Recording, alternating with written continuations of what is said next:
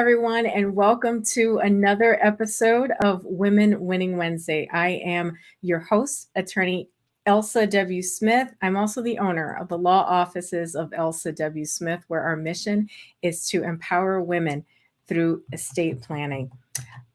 The goal of this show is to provide you tips and helpful information to position you to win. Today's episode is on parental tips and how to protect your college students. So this episode really is as I'm speaking to parents, guardians. So please take notes.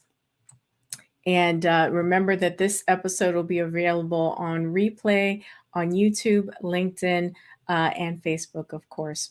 So let's get right into it. Estate planning doesn't always focus on property and what might happen to minor children if their parents were to die or pass away.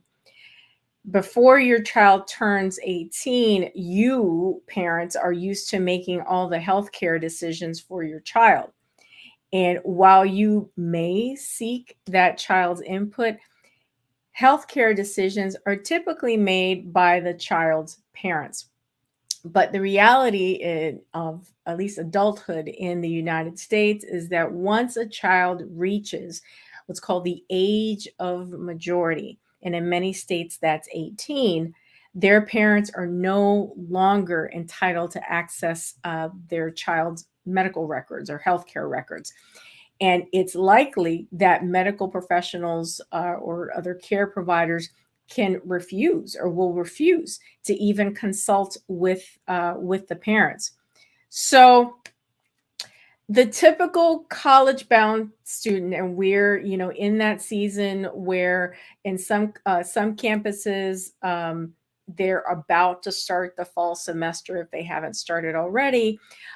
You're thinking of essential items as parents, right? Mini fridge, laptop, computer, cell phone, clothes, shower shoes. You're thinking Bed Bath and Beyond, Best Buy, or maybe even Target, but you're not thinking of estate planning, right? And an estate plan is probably the most essential item that will protect your college student and provide you with peace of mind. So here's the problem. In light of the COVID-19 pandemic, and yes, we're in and out, and I'm not sure where we are in this week, but there's something in the air, and some people are wearing masks, and even I wear masks in certain situations. So we're still in it. The question is to what degree. But many parents have expressed concerns about how best to ensure that they can speak to doctors or other medical professionals if their child needs medical care, either whether it be due to COVID-related illness, or if heaven forbid they're in an accident that leaves them incapacitated. So, but without your adult child giving you legal authority through estate planning, you're going to be unable to help them to coordinate testing, access medical records, and provide the needed input to medical staff. And without the documents that I'm going to be discussing here, you may need a probate court to get involved, which can be costly and time consuming. Especially for students who are attending school out of state or even out of the country, and it leaves a court rather than your adult child with the authority to appoint someone who may not be appropriate to make the necessary decisions. All right. So what's the solution? I've identified the problem. Now, what's the solution? Now, I'm going to be discussing several estate planning tools, and I'm going to be referring to them from a state of Maryland perspective. Okay. And again, as a reminder, this isn't legal advice, it's all educational content. And please seek the assistance of a licensed estate planning attorney in your jurisdiction. We are certainly available in the state of Maryland and the District of Columbia. But let's get started.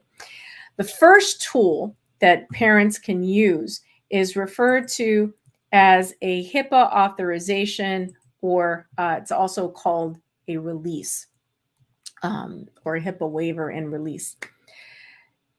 What does HIPAA mean? It's an acronym for the Health Insurance Portability and Accountability Act. It's a federal law, and it's designed to protect a patient's privacy. So, a HIPAA release allows physicians to share information and medical records with those that you, or in this case, since we're talking about protecting your child, who your adult child wishes to have their information. So this document will often be what's needed for you to get the information required from that healthcare institution treating your child.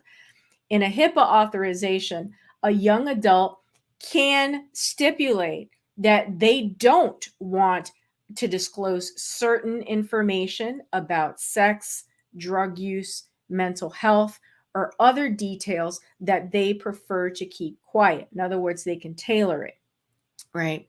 So that's one tool. The next one is a financial power of attorney. Now, a financial power of attorney allows an individual, and that person is known as a principal, to assign another person known as an agent the authority to manage their legal and financial affairs if they are unable to do so. And a power of attorney agent maintains the principal's power to act, and that document can define the limits, if any, of the power given to the agent. Now, for college students, a power of attorney can be beneficial if they would like parents or guardians to assist them, with banking, maybe taking out loans, entering into a contract, or any other legal or financial matter while they are away at college, or even studying abroad for a semester. The next item, or next tool, is known as an advance directive, particularly in the state of Maryland. It's known, some areas also refer to it as a medical power of attorney, but in Maryland, we have what's called an advance directive.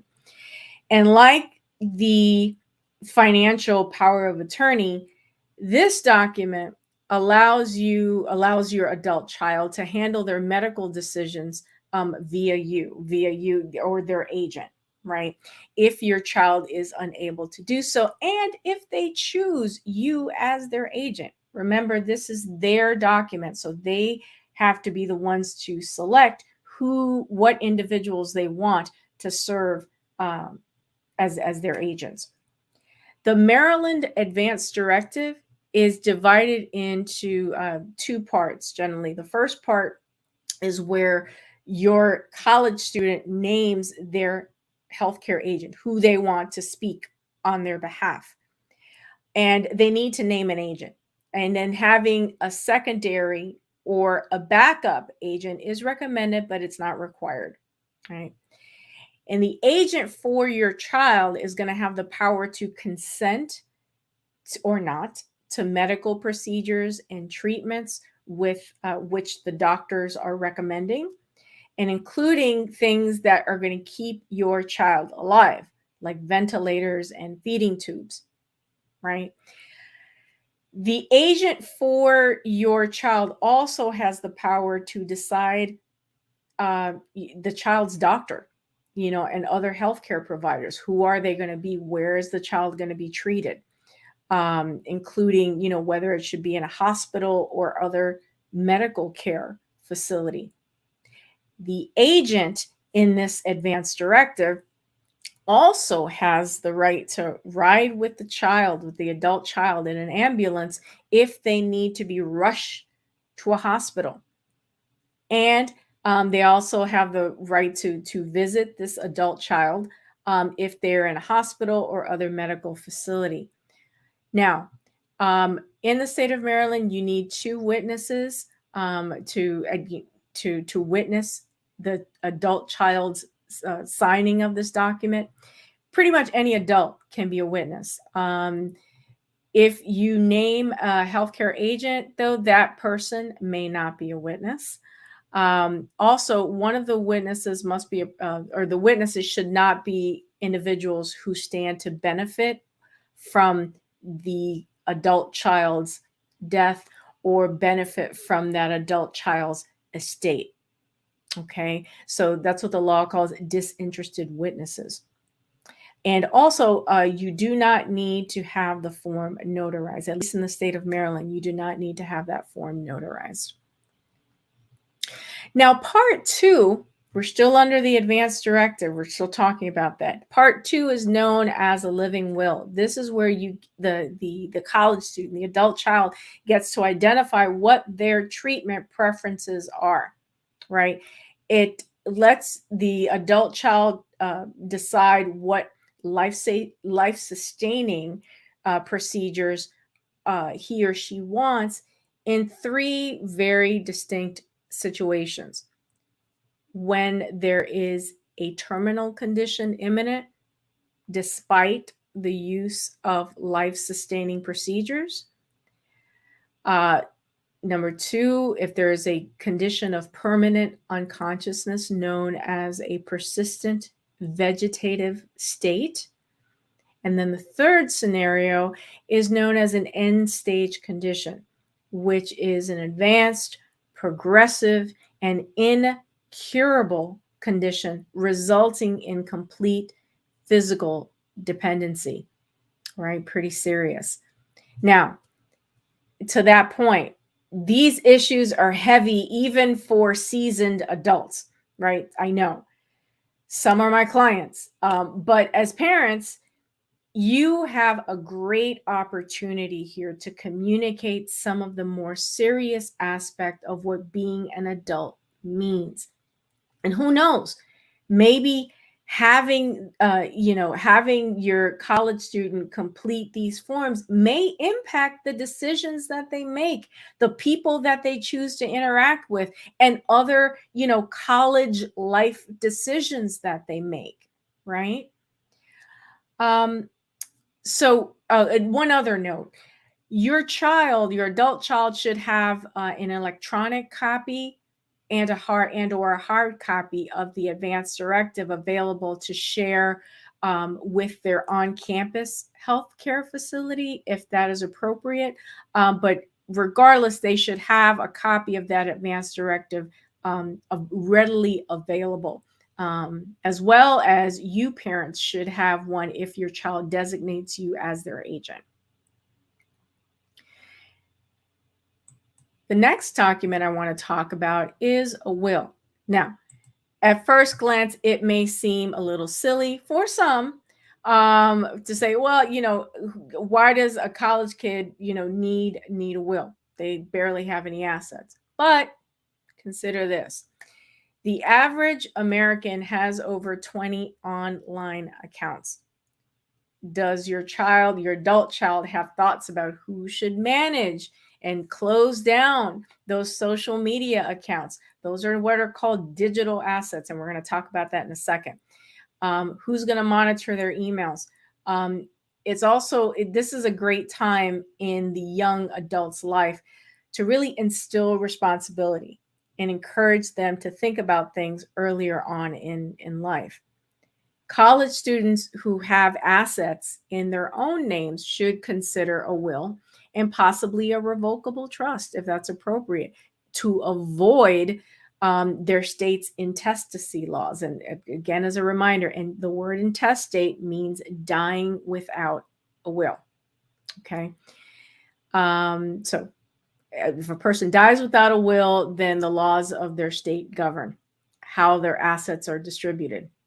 So by creating a will, a young adult can direct the distribution of their personal assets like cars and jewelry, for example, collections, to the beneficiaries that they choose. And in addition, appointing a personal representative, some states call it an executor, but a personal representative in a will, the individuals or entities that are best suited to handle the responsibilities associated with administering that estate can be identified. Even if you don't have, a lot of money, significant wealth, a young adult may feel that the default choices provided by state law don't fulfill or don't accomplish their intent, his or her intent, right? So why just throw up your hands and leave it to the state? Be proactive and create a will. A will is going to change over time, as it should. As your life circumstances change, so does your will. But having one as a young adult really creates a good foundation for that child's life going forward. Now, I want to at least give a brief comment about social media and digital assets. Your digital property might include meaning you young adult, your young adult child. It might include a number of different types of assets, like say a digital music library, a photo saved on an internet platform, credit card loyalty points, and even emails. Now, unfortunately, family members may fight over any type of asset, including the digital ones.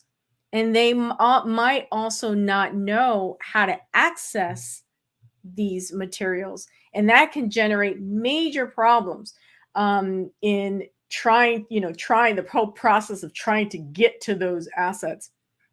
And here's an interesting fact. According to a Pew Research Center study, about a quarter of adults say that they're almost constantly online.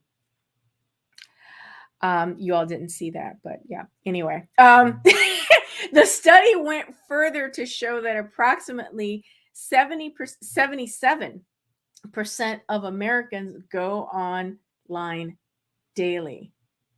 I know that you are part of that 77%. And several larger companies that people use, or if they have a subscription service to a company, they've made it difficult for a third party to gain access to those accounts after the primary user has passed away, after they've died. So if your college student, returning back to what we're talking about today, if your college student doesn't have a running record somewhere where they have a list of their digital assets, they need to set aside time sometime soon to do that. So at a minimum, they should be keeping a record of their online accounts. What am I talking about? Where are you viewing me right now? Facebook, LinkedIn, YouTube, and then other accounts like Twitter, Amazon, Netflix, iTunes, Spotify, etc., right? Email accounts associated with any of these services. What are their usernames? What are their passwords? Are there password prompts, like secret questions? Now, if the particular digital service allows for what's called a legacy contact, like in case the worst happens, your college student should ensure that that information is updated. And if they want you to be that legacy contact, it needs to reflect that, right? And each platform is going to have their own requirements. I don't have time to go into what every platform requires in this episode. But suffice it to say that they each have their own requirements, and it would be beneficial for your young adult to review them. Parents, chances are you have social media accounts too. So this is a good opportunity for you to check and make sure that your legacy, contacts are up to date. Facebook, I just wanted to mention Facebook, for example, has, if a user passes away, if they die, Facebook will memorialize the account, And if a family member or close friend, that's if they let Facebook know, right, that the person has died. In that case, Facebook is not going to provide the login information, from what I understand, but it will add a remembering badge on the profile. So the content stays visible, but the profile won't appear in public places, and it won't or shouldn't come up as one of those persons you may know on Facebook in your stream.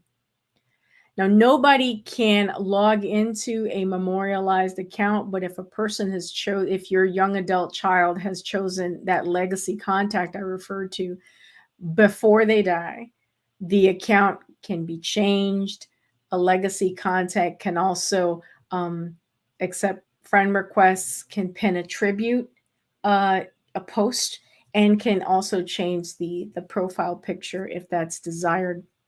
My point in bringing all of this up and in referring to the Facebook example is that just to raise your awareness of this and discuss it with your college student, right, before they head off to college.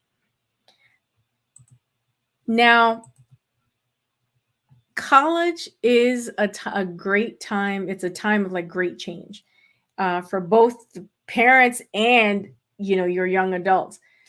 Young adults are dealing with being on their own, possibly for the first time. And parents may be dealing with the empty nest syndrome, right? Because, we're so intimately involved with raising our kids, it's tempting to see them as just that, little chickadees, little children. But in the eyes of the law, the apron strings get cut the minute that they turn 18, like it or not. Once they cross that threshold into adulthood, they're no longer under your agency, legally speaking. That applies to matters that are big and small, particularly issues related to emergency health care. And that's what we've talked about somewhat today. So that's why having an open understanding with your adult child is so important. This is a perfect opportunity to begin teaching college age children about your family values from many different perspectives. Being responsible, taking care of your affairs, your legal affairs. It's likely that this will be the first time that your college student will, open a checking account, maybe apply for a credit card, and take responsibility for, the payment of tuition and maybe even housing bills, right? As part of that introduction to real life, it's a great time to discuss and ask that that adult child to execute an advance directive, a power of attorney, HIPAA waivers, and even a will and other appropriate estate planning documents. So I hope that this episode has, at a minimum, heightened your awareness as to the discussions that you need to be having with your college-bound adult child. But it also, hopefully, it sparked some questions about your own estate planning. And that's what we hope to do. We hope to educate, inform, and ultimately empower, right?